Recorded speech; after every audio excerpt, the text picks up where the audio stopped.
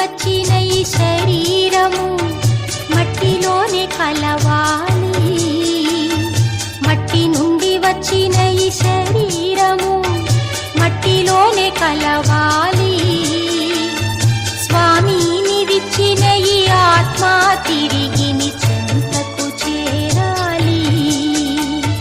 స్వామిని విచ్చిన ఈ ఆత్మ తిరిగి నీ చెంతకు చేరాలి. మట్టి నుండి వచ్చిన ఈ శరీరము మట్టిలోనే కలవాలి. మట్టి నుండి వచ్చిన ఈ శరీరము మట్టిలోనే కలవాలి. స్వామిని విచ్చిన ఈ ఆత్మ తిరిగి నీ చెంతకు చేరాలి. స్వామిని విచ్చిన ఈ ఆత్మ తిరిగి నీ చెంతకు చేరాలి.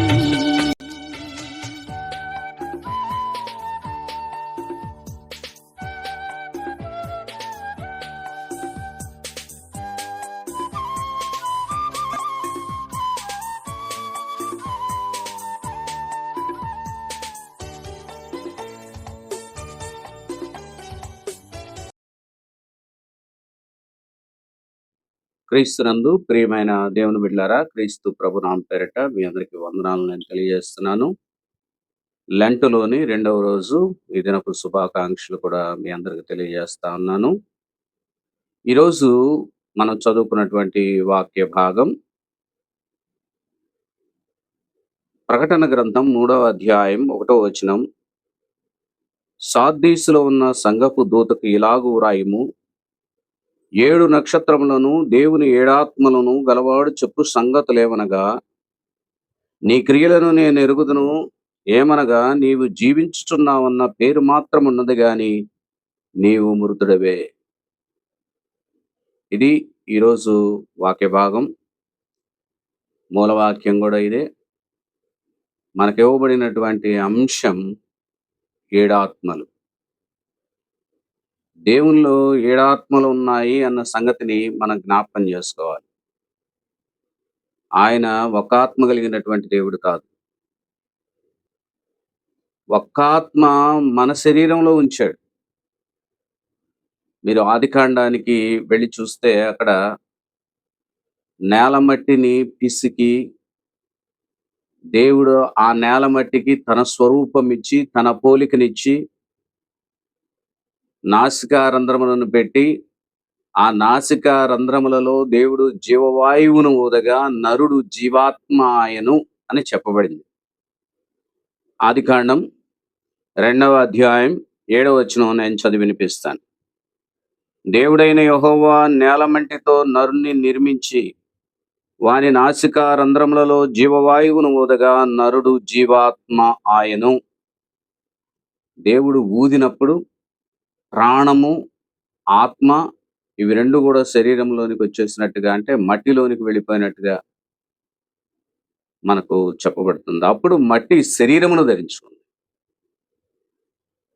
ఆ మట్టితో చేయబడినటువంటి బొమ్మ రక్తమాంసాలతో కూడుకున్నది అయిపోయింది.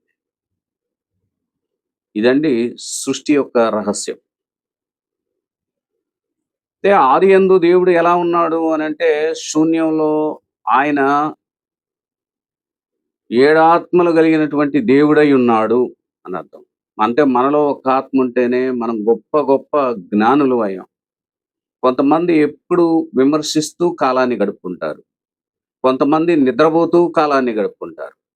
కొంతమంది వ్యర్థంగా గడుపుకుంటూ కాలాన్ని జీవం లేని దానిగా చేస్తారు. కొంతమంది శాస్త్రవేత్తలు గొప్ప జ్ఞానాన్ని వినియోగించి వాళ్ళ జీవితం అంతా కూడా ఇతరులకు మాదిరికరంగా, ఇతరులకు ఆశీర్వాదకరంగా, ఇతరులను మేల్కొల్పే విధంగా కొంతమంది మనుషులు ఉంటారు.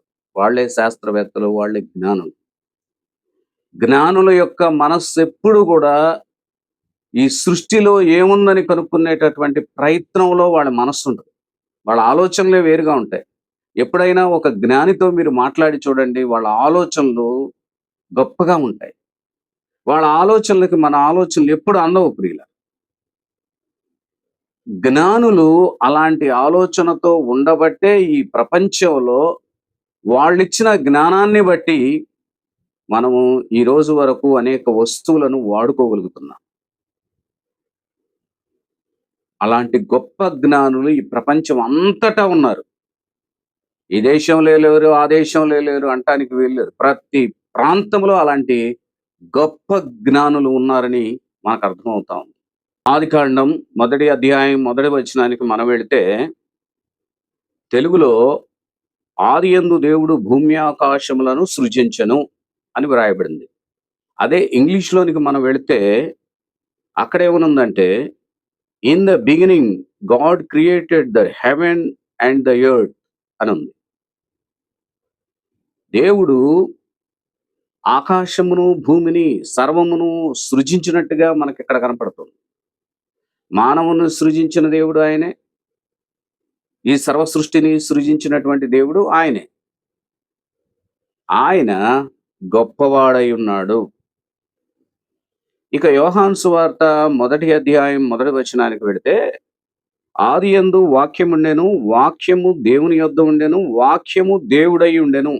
అంటే 7 ఆత్మల్లో ఉన్న సంగతి ఏంటి అంటే వాయిస్, శబ్దము, వాక్యమున్నది. 2వ వచనానికి వెళ్దాం. ఆయన ఆదియందు దేవుని యొద్ద ఉండెను, సమస్తము ఆయన మూలముగా కలిగెను, కలిగి ఉన్నది ఏదియు ఆయన లేకుండా కలుగలేదు. ఆయనలో జీవం ఉండెను, ఆ జీవము మనుషులకు వెలుగై ఉండెను. 10వ వచనానికి వెళదాం. ఆయన లోకములో ఉండెను, లోకము ఆయన మూలముగా కలిగెను, కానీ లోకము ఆయన్ను తెలుసుకొనలేదు. 14వ వచనానికి మనం వెళితే చాలా చక్కగా వ్రాయబడింది. ఆ వాక్యము శరీరధారి అయి కృపా సత్య సంపూర్ణుడిగా మన మధ్య నివసించెను. దేవునికున్నటువంటి 7 ఆత్మలలో కుడివైపున ఉన్నటువంటి రైట్ హ్యాండ్ అంటాం. దేవుడు ఎప్పుడు కూడా దక్షిణ హస్తంతో సర్వ సృష్టిని దీవిస్తాడు, మానవుల్ని దీవిస్తాడు. ఇప్పుడు నరుణ్ణి రక్షించడం కోసం మరియమ్మ గర్భములో శరీరమును ధరించుకొని భూమి మీదకు అడుగుపెట్టింది. ఆ శరీరాన్ని మానవుల యొక్క పాపముల నిమిత్తం బలియాగముగా అర్పించటానికి ఆయన ఈ త్యాగం చేశాడు అని మనకు వాక్యం చెప్తా ఉంది. పిల్లారా, ఈ విషయం మనందరికి అర్థం అవ్వాలి. పరలోకంలో ఉన్నటువంటి దేవుణ్ణి తండ్రి అని యేసుక్రీస్తు ప్రభు పిలిచారు. సిలువలో ఉన్నటువంటి 7 మాటల్లో నా దేవా, నా దేవా, నా చెయ్యి ఎలా విడిచితివి అని చెప్తాడు. తండ్రి, నా ఆత్మను నీ చేతికి అప్పగించుకొనుచున్నానని కూడా మాట్లాడతారు. ఈ విషయాలు మనం అర్థం చేసుకోవాలి. చూడండి, ఒక ఆత్మ భూమి మీదకి వచ్చి శరీరం ధరించుకొని మనుషుల కోసం ఈ గొప్ప కార్యాన్ని జరిగిస్తూ ఉన్నప్పుడు ఆయన శరీరధారిగానే మాట్లాడాడు.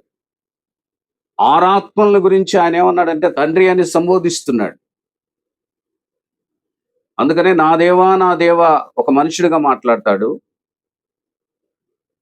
తండ్రి, నా ఆత్మను నీకు అప్పగించుకొనుచున్నాను అన్నది ఒక కుమారుడిగా మాట్లాడతాడు. అంటే ఆ 7 ఆత్మల్లో నుంచి భూమి మీదకి వచ్చినటువంటి ఒక ఆత్మ కుమారత్వమును ధరించుకున్నప్పుడు ఆ ఆత్మ తండ్రి అని అలాగ చెప్పింది. చివరికి యేసుక్రీస్తు ప్రభు మనుషుల నిమిత్తమై తను చంపబడి, అంటే బలి చేయబడి, ఆయన సమాధి చేయబడి, తిరిగి ఆయన 3వ దినాన పునరుద్ధానుడై లేచిన తర్వాత సుమారు 40 రోజులు ఆయన అందరికీ కనబడి, ఆ తర్వాత ఆయన ఆరోహణుడు. ఆయను పునరుద్ధానం తర్వాత జరిగింది ఆరోహణం.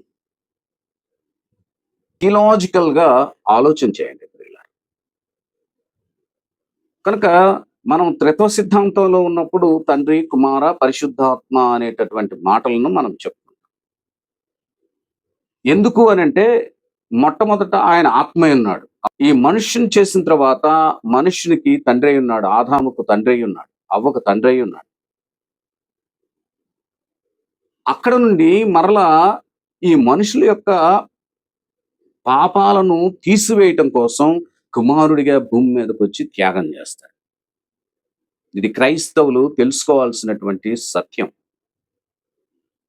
ఇప్పటికి కూడా త్రిత్వం తెలియనటువంటి వారు ఎంతో మంది ఉన్నారు. పస్కా అంటే ఏంటో గ్రహించుకున్నటువంటి వారు ఎంతో మంది ఉన్నారు. క్రీస్తు ప్రభు ఎందుకు త్యాగం చేయడానికి వచ్చాడు అనే విషయం ఇంకా ఎరగనటువంటి వారు ఉన్నారు. ఎన్నో ప్రశ్నలతో విలవిల్లాడుతున్నటువంటి వారు ఉన్నారు. కనుక ఈ వాక్య భాగమును మీరు చదువుకొని మీలో ఉన్నటువంటి క్వెషన్స్ అన్నిటికీ కూడా జవాబు, ఆన్సర్ మీరు మీ మనసులో, మీ హృదయంలో వ్రాసుకోండి. కనుక దేవుడు ఆయా సమయాలలో ఇలాగున మనకు దర్శనమిచ్చాడు. యేసుక్రీస్తు ప్రభు వెళ్ళిపోతూ, అంటే ఆరోహణై వెళ్ళిపోతూ ఒక మాట అన్నారు. మీకు ఆదరణకర్తను తోడుగా ఉంచి వెళ్తున్నాను, ఆత్మను తోడుగా ఉంచి వెళ్తున్నాను అని చెప్పారు. ప్రియులారా, ఈ మాటలన్నీ కూడా మీరు గ్రహించుకొని వేరు వేరు కానే కాదు అనే విషయాన్ని తెలుసుకోండి. మరి లెంట్ కాలంలో ఇంకా అనేక విషయాలు మనం నేర్చుకుంటాము. ప్రతిరోజు ఒక్కొక్క పాఠం మీద మనం నేర్చుకుంటాము గనుక సిద్ధపడండి. దేవుడు ఏమై ఉన్నాడు అనేటటువంటి విషయాలను మీరు గ్రహించుకోవాలని మీ అందరికీ ప్రభువు నామం పేరట తెలియజేస్తా ఉన్నాను. ఇంత త్యాగం చేశాడు ప్రభు. అవమానాలు భరించాడు, నిందలు భరించాడు. ఎందుకంటే పాపివైన నిన్ను కరుణించడానికి, పాపపు కుంపటిలో కురిగిపోయినటువంటి నిన్ను చేయబట్టుకొని లేవనెత్తడానికి, నిన్ను రక్షించటానికి యేసుక్రీస్తు ప్రభు ఈ గొప్ప ప్రణాళిక సృష్టించాడు. ప్రియులారా, మీరు ఒక విషయం గుర్తు చేసుకోండి. యేసుక్రీస్తు ప్రభు ప్రార్థన చేస్తూ ఉన్నప్పుడు శిష్యులతో చెప్తాడు, మీరు అద్దరికి వెళ్ళండి అని. గలిలయ సముద్రంలో వాళ్ళందరూ కూడా రాత్రి వేళలోనే ప్రయాణం చేస్తూ ఉన్నప్పుడు, వాళ్ళందరికీ సమీపంగా ఉన్నప్పుడు యేసుక్రీస్తు ప్రభు గలిలయ సముద్రం మీద నడుచుకుంటూ వస్తాడు. అప్పుడు వీళ్ళందరూ శిష్యులందరూ ధోనిలో ఉండి భూతం అని తలస్తారు. అప్పుడు ప్రభు అంటాడు, నేనే అని అంటాడు. అందుకు పేతురు వెంటనే ఏమంటాడంటే, నీవే అయితే నన్ను కూడా నీళ్ళ మీద నడిపించు అంటాడు. యేసుక్రీస్తు ప్రభు ఆటంకం లేదు, నీ అడుగు నీళ్ళ మీద పెట్టి నడువు అంటాడు. పేతురు 2 అడుగులు వేసిన తర్వాత గాలిని చూసి భయపడ్డాడు. ఎదురుగున్నటువంటి యేసుక్రీస్తు ప్రభుని, సృష్టికర్త అయినటువంటి దేవుణ్ణి ఎదురు పెట్టుకొని ప్రకృతిని చూసి భయపడ్డాడు పేతురు. ఆ గాలిని చూసి భయపడినప్పుడు అతనిలో బలహీనత ఏర్పడింది. అందుకని నీళ్ళలో మునిగిపోతున్నాడు. ఇక చెయ్యి కనపడుతుంది, అరచెయ్యి. అయితే అతను నీళ్ళల్లో, ఎందుకంటే అతను గజేతగాడు. పూర్వపు దినాలు ఒకసారి పరిశీలనగా మనం చూస్తే, అతను గలిలయ సముద్రంలో చేపలు పట్టేటటువంటి వాడు, ఎన్నో దోణెలు నడిపినటువంటి వాడు, ఎన్నో వలలు వేసినటువంటి వాడు, గలిలయ సముద్రంలో ఈత కొట్టినటువంటి వాడు. అలాంటి వాడు ఇప్పుడు ఎందుకు భయపడుతున్నాడు? నీళ్ల మీద నడవటం అంటే సామాన్యమైనటువంటి విషయం కాదు. మనకు సపోర్ట్ రాయి ఉండాలి. అది ఉంటే మనం నడుస్తాం. నీళ్ల మీద అది మనల్ని సపోర్ట్ చేయదు కదా, అందుకని నీళ్ళల్లో మనం మునిగిపోతాం. కానీ యేసుక్రీస్తు ప్రభు వైపు చూస్తూ నడిచినట్టయితే అతను అట్లా మునిగిపోయి ఉండేవాడు కాదు. ప్రకృతికి భయపడ్డాడు. ఈ లోకంలో చాలా మంది ప్రకృతికి భయపడి, వస్తున్నటువంటి సమస్యలకు భయపడి, వస్తున్న ఉపద్రవాలకు భయపడి, వస్తున్న ఇబ్బందులకు భయపడి, వస్తున్న శోధనలకు భయపడి క్రీస్తు ప్రభువులో నుంచి తొలగిపోయి అలాగూ మునిగిపోయినటువంటి వారు ఉన్నారు. అయితే పేతురు ఒక గొప్ప పని చేశాడు. ఎదురుగున్నటువంటి ప్రభువుని ఇప్పుడు గుర్తించి, ప్రభువా నన్ను రక్షించమని కేకలు వేశాడు.